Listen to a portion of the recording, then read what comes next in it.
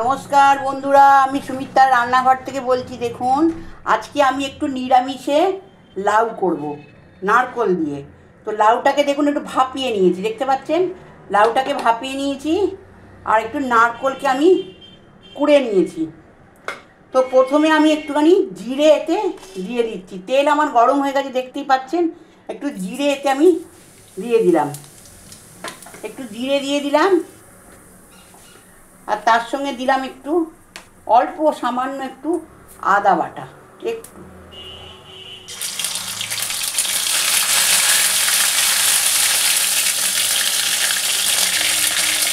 তার সঙ্গে সামান্য একটু হলুদ,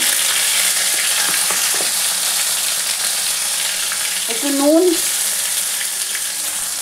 আর একটু আমার হাতে তৈরি করা গরম মশলা। এগুলোকে ভালো করে আগে একটু নেড়ে নেব। আপনারা যদি মনে করেন এতে একটু কাঁচা লঙ্কা দেবেন, দিতে পারেন। আমি যেহেতু এটা নারকোল দিয়ে করছি, সেহেতু আমি কাঁচা লঙ্কা এতে দেবো না।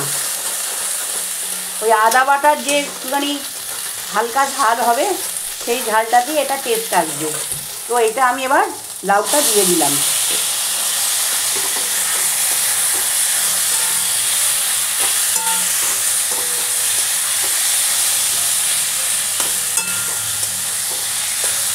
আপনারা মনে করলে এটা চিংড়ি মাছ দিয়েও করতে পারেন, ইলিশ মাছের মাথা দিয়েও করতে পারেন।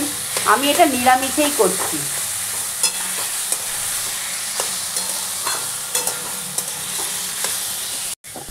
আমি এতে একটু মিষ্টি দিয়ে দিলাম বন্ধুরা, একটু মিষ্টি চিনি দিয়ে দিলাম। একটু মিষ্টি মিষ্টি ভালো লাগে। এটা খুব সামান্যই জিনিস, আপনারা লাউটাকে সেদ্ধ করে নেবেন। যদি করেন বেশি টাইম লাগে না। তো আমি এতে একটু চিনি দিয়ে দিলাম, দিয়ে এতে একটুখানি জাস্ট হতে সময় দেব। তারপরে নারকোল আর ঘি আর একটু মানে হাতে করা ভাজা মশলা দিয়ে আমি এটা নামিয়ে নেব।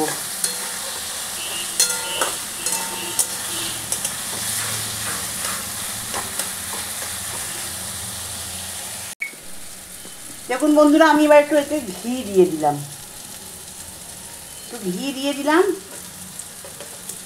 আর একটু নারকোল আমি এতে দিয়ে দিলাম।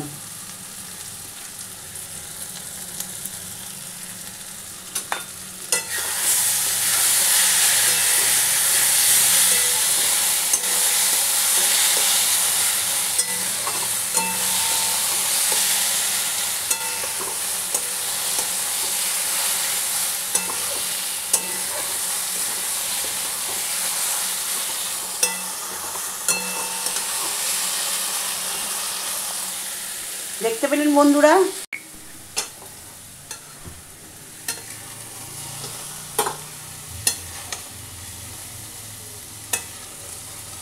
নারকোলটা দিয়ে বেশিক্ষণ নাড়া যায় না, ওই জন্য অল্প নারকোলটা দিয়ে আমি এটা ঢেলে দিলাম।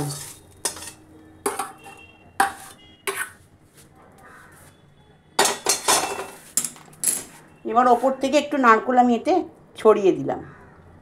এই রেসিপিটা দেখতে পেলেন, আপনাদের ভালো লাগলে আপনারা সাবস্ক্রাইব করবেন, সাইডে থাকা বেলটা দাবিয়ে দেবেন, লাইক করবেন, শেয়ার করবেন, কমেন্টে অতি অবশ্যই লিখবেন। আমি সুমিত্রার রান্নাঘর থেকেই বললাম। নমস্কার বন্ধুরা।